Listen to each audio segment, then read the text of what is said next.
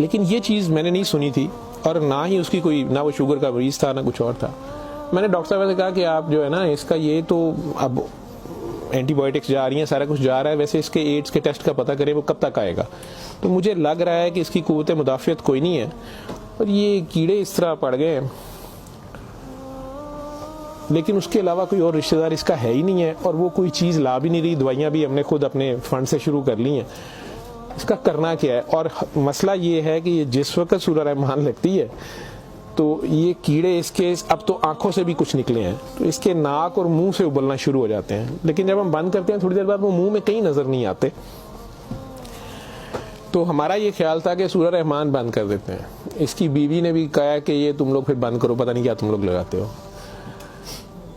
تو وہ جو ہماری نان مسلم سسٹر تھیں انہوں نے اسے کہا کہ میری بات سنو، مجھے نہیں پتا اسے کیا بیماری ہے، لیکن وہ اسے پریئر کہتی تھی. انہوں نے کہا جب یہ پریئر لگتی ہے نا یہ کیڑے اس کو چھوڑ کے بھاگتے ہیں. ٹھیک ہے، تو میں تو کہتی ہوں اس کو 24 گھنٹے یہی سنائی جاؤ. جب میں نے یہ باتیں سنی تو خیر میں نے کہا کہ اس کی بیوی کو کہو کہ وہ رپورٹ کا یا ہمیں رسید دے دیں، ہم خود اپنے طور پہ پتہ کر لیتے ہیں. تو میرے راؤنڈ کرنے کے بعد وہ بندی خود ہی آ گئی میرے پاس. مجھے نہیں پتا تھا کہ وہی سسٹر نے اس کی بٹھا کے کہیں کاؤنسلنگ کی تھی. اسے انہوں نے کہا کہ اس کو ہمیں شک ہے کہ ایڈز نہ ہو، کہ اس کی قوت مدافعت نہیں ہے، اس طرح کیڑے اس کو پڑ گئے ہیں، کچھ ہو گیا، شاید کمزوری سے ہو گیا، بیماری کی کمی سے ہو گیا.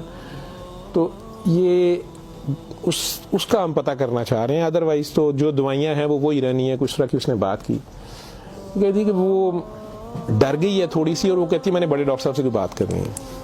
بہرحال اب مجھے جتنا یاد ہے میں 1 سال بڑی سوچا اس کے اوپر کہ میں اس کو بیان کروں یا نہ کروں لوگوں کے سامنے. اس عورت نے بڑی خوفناک کہانی مجھے سنائی.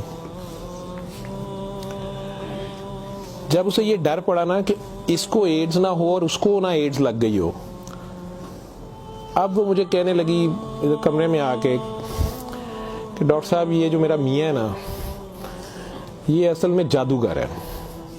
میں نے کہا آپ نے تو پہلے دن لکھوایا کہ یہ رکشہ چلاتا تھا اور رکشہ ڈرائیور ہے. اس نے کہا جی یہ رکشہ ڈرائیور تو ہے لیکن یہ جادوگر ہے، کالا جادو کرتا ہے، لیکن کرتا قرآن سے تھا. مجھے ہنسی آ گئی. میں نے کہا قرآن سے کالا جادو کیسے ہو سکتا ہے؟ بہرحال ٹو کٹ اٹ شارٹ، اس عورت کی ہمارے وہ ڈاکٹرز نے مجھے، چونکہ وہ ویڈیو میرے پاس وہ صرف پڑی ہے جس میں وہ کیڑے پلیٹ میں ہماری اسے ڈش کہتے ہیں اس میں وہ نکال کے وہ ڈال رہے تھے، تو مجھے انہوں نے بھیجے کہ اس کا کرنا یہ کیا ہے. پہلی رات جب انہوں نے مجھے میسج کیا رات کو واٹس ایپ پہ تو وہ ویڈیو میرے پاس پڑی ہوئی ہے. اور نے مجھے بتایا جی کہ میں خود کسی کی بیوی تھی، اس کی ماں مجھے بڑا تنگ کرتی تھی اور میں چاہتی تھی کہ یہ میرے انڈر آ جائے.